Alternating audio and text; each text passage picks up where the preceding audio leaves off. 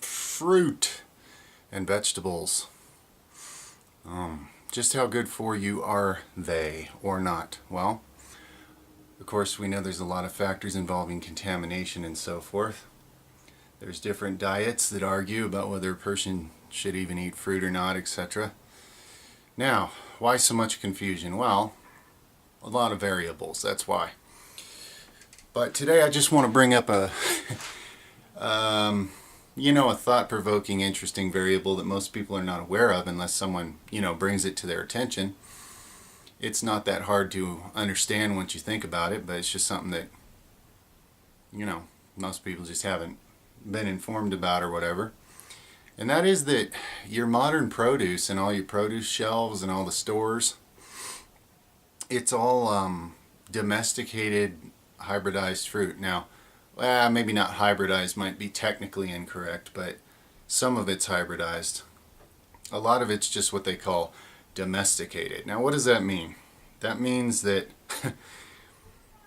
what you now call an apple is a big, fat, juicy, sugary thing with a lot less medicinal effect than what an heirloom apple from long ago would have been.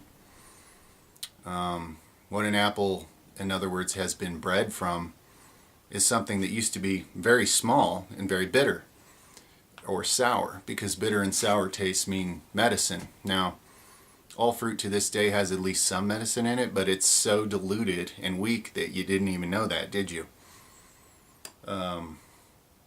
Actually, let's take lettuce, okay?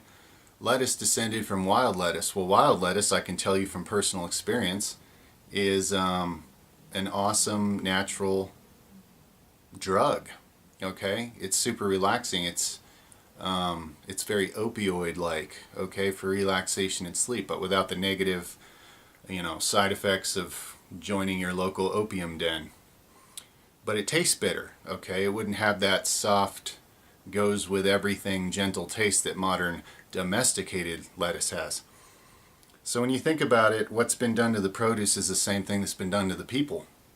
People have become fat and soft and weak, and they don't have much medicine in them. They don't have much strength. They've been trained to be very gentle and diluted, basically, in who they are. Just something to think about, the interesting parallels there. And I'm not criticizing anyone. I'm just talking about patterns and this thing called society. So check out the links below in this subject just to, if you're interested at all, educate yourself on the reality of this situation. The things we call produce, that's all man-made, domesticated, juicy, watered-down, weakened version of what used to be herbal medicine that grew wild, okay?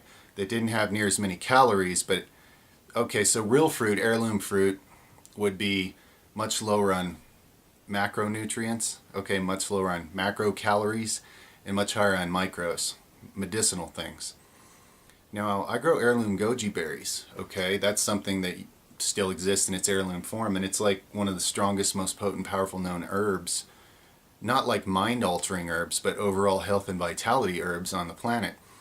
And they're these small berries. They may have a touch of sweetness to them, but they also have sour to them as well. In other words, heirloom things also, you can always taste potent medicine in them, is what I'm saying. So, man, what he did is he turned all those wolves into basset hounds, basically, if you're catching my drift. He took something that was tough and vibrant and lived in the wild and adapted to survive in harsh conditions for countless eons, and he domesticated it and kind of weakened it down and puffed it up into a big, soft, wimpy, juicy, sugary version of what it used to be.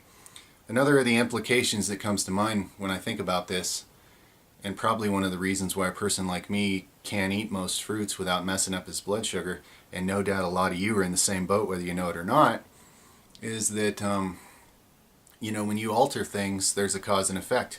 Now, I'm not saying that fruit is bad for people. I'm not saying vegetables are bad for people. I'm saying that a lot of us, the way our metabolism works, modern fruit is too sugary, okay? So yes, you're getting vitamins, but you're also spiking your insulin and messing yourself up with sugar going around glycating your body. So it's kind of like It's kind of like the equivalent of eating candy with vitamins in it, especially if we're talking about fruit juice. Fruit juice is just downright not good for you, okay? I know people like fruit juice and they want to pretend that they're doing good by their health. Oh, I'm getting all my fruits by drinking this pasteurized, cooked, pure sugar, dead, no enzyme fruit juice that I got at the grocery store. You're not, okay? You're just destroying your metabolic systems in your body. The human body was not designed to even eat modern fruits, let alone take all the fiber out of it, concentrate it into a sugary juice, and give yourself a nice big insulin spike. Sorry, sorry to poo-poo on somebody's fun, your little juice boxes, but, it's a cause and effect universe. There's going to be consequences. In other words, you keep spiking your insulin, spiking your sugar, even if it's from something called fruit, okay? So again, not against fruits. I would recommend getting a glucose meter. They're very affordable, they're easy to use, and once you have one, it's incredible what you learn about yourself. Everybody should have one of these. Hell, that should be something that's assigned to you in life rather than a social security number. Here's your glucose meter. Learn your metabolism. But anyway, yeah, so check the links. It's an interesting subject. It's just something most people just didn't have any idea about. And I think it brings about a lot of clarity if you really sit with it and think about it as to why you have so many arguments today. Is fruit good for you? Is it bad for you? No fruit in this special diet. Lots of fruit in this special diet. Oh, but your teeth are falling out. Ah, blah, blah, blah, and all these arguments and stuff. Fruit's good. Fruit's the natural human food. Fruit's going to kill you, blah, blah, blah, and everything in between. So I'd say assess your own life, assess your own situation. Think about the implications of this, and then just decide where you want to go from there. Me personally, I don't eat much fruit. There's only select fruits I eat, and I don't eat the sugary ones. I do fine with vegetables. Even though vegetables are also domesticated, they're not near as sugary as fruits. So even a domesticated vegetable, like a piece of celery, you're not going to get any kind of an insulin spike off that, okay? You're not going to harm yourself. Whereas with fruit, we have made it too sugary. So just something to think about. Now, there are people with a metabolism that's really fast and burns sugar fast, and they could probably do pretty well even consuming a lot of the really sugary fruits on a regular basis. But I have a feeling those people are few and far between.